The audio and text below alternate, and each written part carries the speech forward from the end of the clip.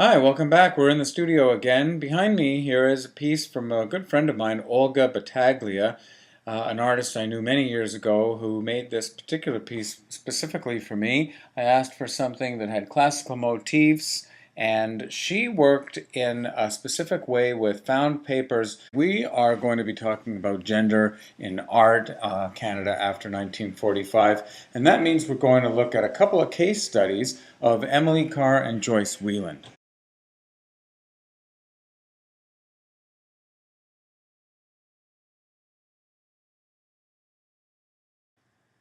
Although we've so far managed to have a pretty good balance between male and female artists in this course, it's a pretty good time to start talking about gender bias. One of the fundamental questions we should start asking at the beginning here is how are power relations of gender reproduced in art making and in art viewing? So let's look at a few case studies to see how this is played out in Canada. First, let's look at Emily Carr and examine what we know or think we know about her and her art. She spent most of her life in Victoria, except for a year in a Paris art school, when she had to return home due to ill health. In fact, ill health plagued her most of her life. She gave up painting for 15 years until, in 1927, when she met some of the group of 7 members, particularly Lauren Harris, and then she traveled to Ottawa to be part of the West Coast Art Exhibition. When Harris so-called discovered her Carr while he was in Victoria, he was impressed with her artwork and had said, "Oh, you are one of us." Carr was a founding member of the Canadian Group of Painters in the 1930s, which was a group that was an extension of the Group of 7, when they had decided to open up to more members. And that was what they named themselves. In some ways, she has, over the decades, actually overshadowed many, if not all, of the members of the Group of 7 themselves. So history has been quite kind to her, but only lately, and particularly since the 1980s. Why has she become such a central figure in Canadian painting? So consider this. Why is the story of Lauren Harris finding Carr in Victoria, an eccentric running a boarding house, so often repeated? That's what she was doing for a living at the time while she wasn't painting. Why has Carr become a kind of focal point of feminist artists in Canada? And did this overshadow other women making art in this country? Did Carr have even any or much control over how she was marketed as an artist? Because she died in 1945, it's kind of fitting for us to start with her as a way of looking into other female artists to examine some of the same questions.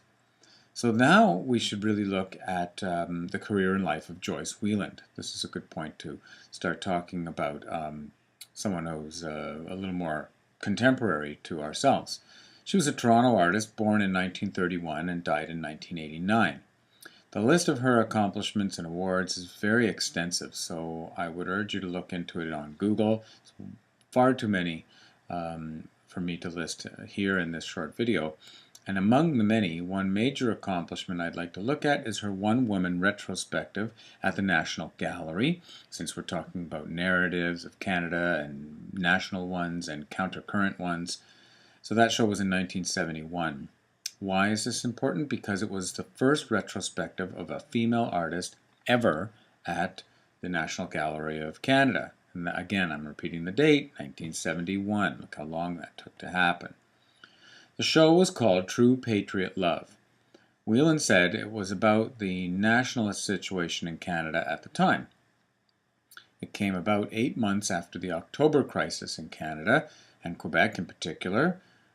Just to give you some background in brief, the October crisis was a reaction to the terrorist activities of the FLQ, who wanted to have Quebec separate from Canada, and they resorted to kidnapping British diplomat Richard Cross and provincial minister Pierre Laporte. In the end, Laporte was killed. Impasse in negotiations led then Prime Minister Pierre Trudeau to the War Measures Act, which curtailed civil rights and allowed the military to occupy several Quebec cities and arrest more than 500 people in the province. This was a period of intense civil and cultural turmoil in Canada. So Was Wieland incredibly brave for taking on such a topic at the time of intense scrutiny? That's something to think about. Now, looking at her art, she was a very prolific artist, working in a variety of media, including painting, fabric work. She did quilting, needlepoint, knit, and she is mostly remembered for her work in art film projects such as Reason Over Passion. The idea of Canada often figured prominently in her projects. Does it make sense for us to call her a female artist? Should we instead think of her as an artist first? What happens to the feminist argument for her work when we do this? These are very complicated questions that we should be addressing in class. She celebrated and questioned Canada and offered a new iconography. Spectators stood before O Canada Animation, her work of 1970 to 71, which depicts lush, red lips, singing the national anthem. Her work Montcalm's Last Letter, Wolfe's Last Letter from 1971 also, which was a sewn rendition of the final correspondence of the Marquis de Montcalm and General James Wolfe, put the history of Quebec into a new light. In her work Flag Arrangement of the same year, 70 to 71, knit versions of the Canadian flag represented in 4 separate shapes and sizes brought glory to the maple leaf. So we can see that Wieland's art was a wrapper for national concerns and ideas about Canadian culture, as well as with issues of being a female artist.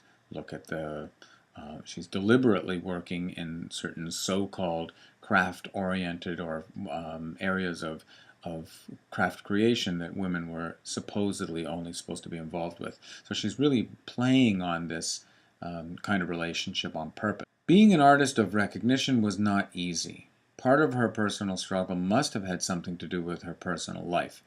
She was married to the Canadian artist Michael Snow, who had an equally prolific career in film and other experimental media. His was a household name in Canadian art in the 70s and 80s. One of his early works was the Walking Woman series, a collection of over 100 life-size flat cutout sculptures and involving other media that challenged the idea of positive and negative space, the figure-ground relationship. Oh hi, welcome back. I think we should let the final word on Joyce Wieland go to the magazine Canadian Art. They said that she transformed feminine craft into a powerful vehicle for communication. She collaboratively constructed fabric works that celebrated and questioned Canada, and in doing so she created a new kind of iconography. This is something we should talk about in class, so I'll see you then.